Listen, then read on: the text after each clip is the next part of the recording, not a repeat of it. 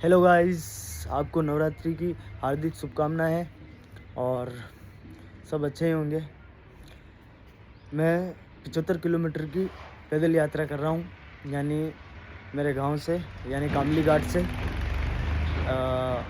बंकिया रानी यानी आसिन से आगे हैं। हम कल सुबह यानी 19 मार्च सुबह 4 बजे घर से निकलेंगे और आसिन बंकिया रानी जाएंगे।